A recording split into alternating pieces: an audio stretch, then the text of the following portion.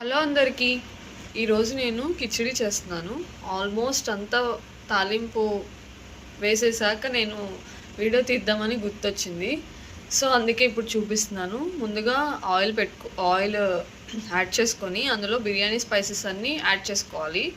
దాని తర్వాత ఉల్లిపాయ పచ్చిమిర్చి వేసి మంచిగా ఫ్రై చేసుకోవాలి.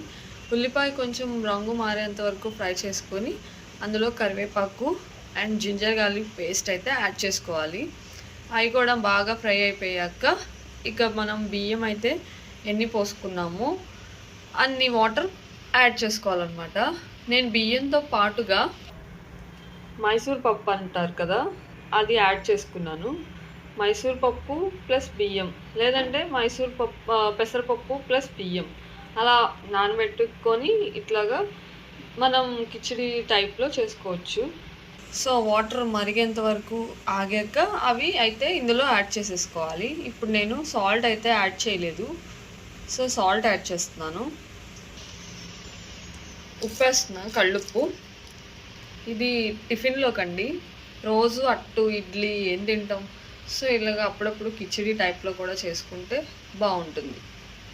మీరు కావాలంటే ఇందులో పుదీనా కూడా యాడ్ చేసుకోవచ్చు, పుదీనా కొత్తిమీర.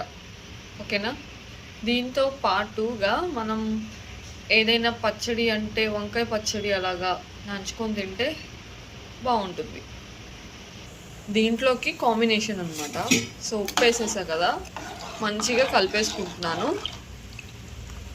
చూస్తున్నారు కదా, నేను ఏం యాడ్ చేయలేదండి. ఆనియన్, పచ్చిమిర్చి, కరివేపాకు, బిర్యానీ స్పైసెస్ అంతే. చాలా బాగుంటుంది, ఒకసారి ట్రై చేయండి బ్రేక్ఫాస్ట్ కింద. ఓకేనా. సో ఇప్పుడు ఇది అయితే మరగాలి బాగా. ఎసరు అయితే మరిగిపోతుందండి. ఇందులో మనం కావాలంటే క్యారెట్, బీన్స్ కూడా యాడ్ చేసుకోవచ్చు. అంటే హెవీ అయిపోతాయి కదా అని చెప్పి నేను యాడ్ చేయట్లేదు. సింపుల్గా కావాలంటే క్యారెట్ యాడ్ చేసుకోండి. సో ఎసరు మరుగుతుందండి. ఈ ఎసరు మరిగేటప్పుడు వచ్చే స్మెల్ ఏదైతే ఉంటుందో అసలు ఎంత బాగుంటుందో ఇంకా మాటల్లో చెప్పలేను. ఎసరు అయితే మరిగిపోయింది. ఇప్పుడు నేను రైస్ అయితే యాడ్ చేసేస్తున్నాను. యాడ్ చేశాక చూపిస్తా. యాడ్ చేసేసుకున్నాను.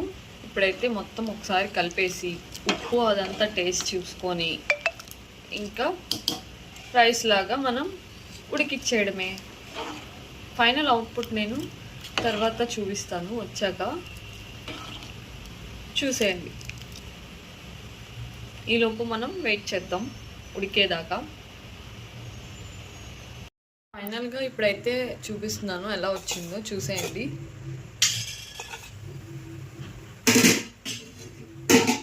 చూస్తున్నారు కదా, మొత్తం పొడి పొడిగా వచ్చింది.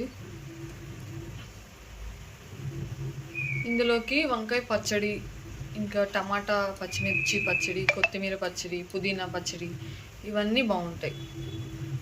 రెసిపీ నచ్చితే ఒక్కసారి ట్రై చేయండి ఎలా వచ్చిందో. ఓకేనా.